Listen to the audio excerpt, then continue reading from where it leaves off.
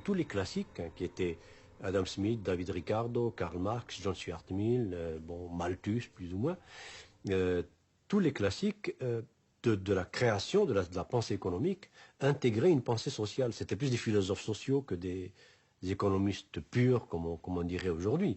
Mais les néoclassiques, à partir de Léon Walras, en gros Auguste et Léon Walras, donc le père et le fils, milieu et fin du XIXe siècle, vont inaugurer une espèce de pensée de la science économique qui se dit scientifique.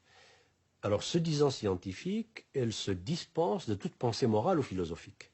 Donc, elle se vide de tout le souci qu'avaient les classiques jusqu'à Karl Marx, qui était le souci suivant: qui fait de l'argent? Pourquoi fait-il de l'argent? A-t-il le droit de faire tant d'argent? Et est-ce juste? Est-ce injuste? Est-ce bon pour la communauté? Est-ce mauvais? Donc il y avait une dimension éthique dans la pensée économique. Et cette dimension éthique a été évacuée avec la pensée néoclassique, laquelle pensée néoclassique a ouvert la voie, le chemin à la pensée néolibérale, laquelle pensée néolibérale a ajouté à la pensée néoclassique, en plus de cette espèce de décret scientifique: nous sommes une science, donc nous faisons comme la physique, nous constatons que l'argent va de tel endroit à tel endroit, nous comptons, nous observons, nous classifions, mais nous nous gardons bien de porter un jugement, car la physique, qui est une science, qui est la science des sciences, ne porte pas de jugement. Plus nous croyons devenir efficaces économiquement, il faut dire plus exactement financièrement, parce qu'on confond l'économie et la finance, c'est multiplier l'argent. Donc plus on devient efficace dans la multiplication de l'argent, plus on perd du sens. Alors, est-ce que ça a du sens, par exemple, de dire que General Motors, je prends juste cet exemple, est efficace parce qu'ils ont fait 23, 24 milliards de dollars de profit net dans la dernière décennie, mais en même temps, ils ont fait 300 000 chômeurs. Alors, est-ce que ça a du sens? D'un côté, on dit General Motors est efficace, mais que veut dire cette efficacité? On dit, par exemple, l'économie américaine est plus efficace. Bon, et le plus efficace en indicateur financier, en indicateur de rendement sur capital investi, etc. Mais jamais les États-Unis n'ont eu autant de gens qui vivent au-dessous du seuil de pauvreté à l'américaine, bien sûr. Jamais l'Amérique n'a eu autant de gens qui n'ont pas accès à des soins. 40% de la population américaine n'a accès pratiquement à aucun soin de santé. Jamais les États-Unis n'ont eu un niveau d'éducation aussi bas. 50% des Américains ne savent pas situer l'Angleterre sur une carte de géographie. Aujourd'hui, enfin c'est quand même aberrant. Quand on a la télévision, quand on a tout ça, 50 chaînes minimum par maison. Donc voilà un peu en gros ce que j'appelle cette panne de sens. Nous devons être de plus en plus efficaces matériellement, économiquement, financièrement, mais écologiquement, socialement, politiquement, humainement, nous perdons de plus en plus de valeur et de qualité de vie.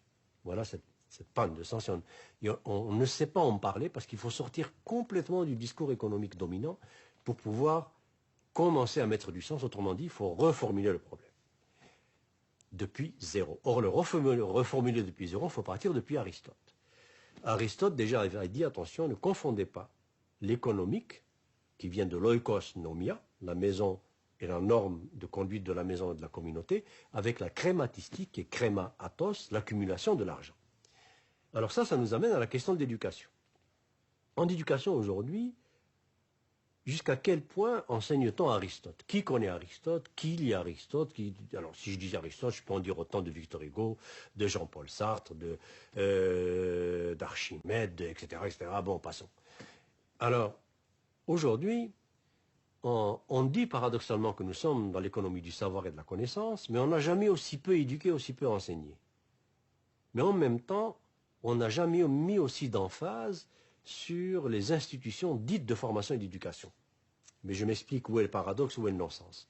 Le paradoxe et le non-sens sont dans le fait que, à peu près partout dans le monde, et particulièrement en Amérique du Nord, on est en train de transformer l'institution d'éducation en institution de reproduction de serviteurs du système. Autrement dit, d'espèces de bipèdes pensants qui n'ont pas d'autres soucis, qui ne doivent plus avoir d'autres soucis que de maintenir ce marché libre et autorégulé et de maintenir cette mécanique à production et multiplication de l'argent. C'est ce qu'on appelle l'employabilité, c'est ce qu'on appelle former des employables, c'est ce qu'on appelle réformer l'éducation depuis le primaire jusqu'à l'universitaire pour former des gens qui trouvent leur place sur le marché du travail. Or ça, c'est horrible. Est-ce qu'aujourd'hui un Victor Hugo serait employable? Est-ce qu'aujourd'hui un Socrate serait employable?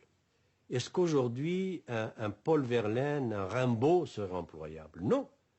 Donc il n'y en aurait pas. Mais que serait l'humanité sans Socrate, sans Aristote, sans Rimbaud, sans Verlaine, sans Victor Hugo? Que serait l'humanité sans ces gens-là? Nous serions des animaux. Alors aujourd'hui, sous prétexte que ce n'est pas employable, que le marché n'en veut pas, eh bien, on ne forme plus de poètes, on ne forme plus de gens de littérature, on ne forme plus de gens de mathématiques pures, on ne forme plus de gens de physique théorique, on ne forme que ce que l'industrie, l'entreprise financière veut pour alimenter la machine à multiplier l'argent. Alors qu'est-ce que c'est ces employables? Ce sont ceux que je vois moi-même dans les universités dans lesquelles j'enseigne, à travers le monde, c'est-à-dire qu'au niveau le plus élevé, deuxième, troisième cycle, maîtrise, doctorat, c'est ce que j'appelle les technocrates, c'est-à-dire des gens des technocrates analysants, qui sont formés à analyser des problèmes, problem solving, et on leur fait croire qu'ils sont intelligents parce qu'ils font du problem solving. Alors que l'intelligence, ce n'est pas le problem solving. L'intelligence, c'est la formulation des problèmes. Celui qui est intelligent, c'est celui qui formule le problème, qui le met en énoncé, qui le met en termes de liens et de combinaisons, qui appelle une question. C'est celui-là qui est intelligent. Celui qui se penche sur un problème déjà formulé pour trouver l'équation ou la formule qui donne la solution, ce n'est pas lui qui est intelligent. Or, c'est ça qu'on nous fait croire. Donc, des technocrates analysants, c'est des gens qui maîtrisent des techniques d'analyse et de calcul et qui confondent penser, réfléchir avec analyser et calculer. Et ils prennent des décisions sans état d'âme, du genre licencier 60 000 personnes en un jour, doubler son salaire de millions de salaires et dire je souffre en plus. Je prends des décisions difficiles. Mais ça, c'est des non-humains. Quelqu'un qui prend des décisions sans état d'âme et qui le dit, c'était quelqu'un qui est en train de dire je ne suis pas un être humain. Alors de quel droit le laissons-nous prendre des décisions qui touchent à des êtres humains? Puisque lui dit je n'ai pas d'état d'âme, donc je n'ai pas d'âme, donc je ne suis pas un être humain. Alors, voilà les technocrates que nous formons au haut niveau. Au niveau intermédiaire, c'est ce que j'appelle les techniciens producteurs. Ces techniciens producteurs, c'est des serviteurs de machines, des servants de machines.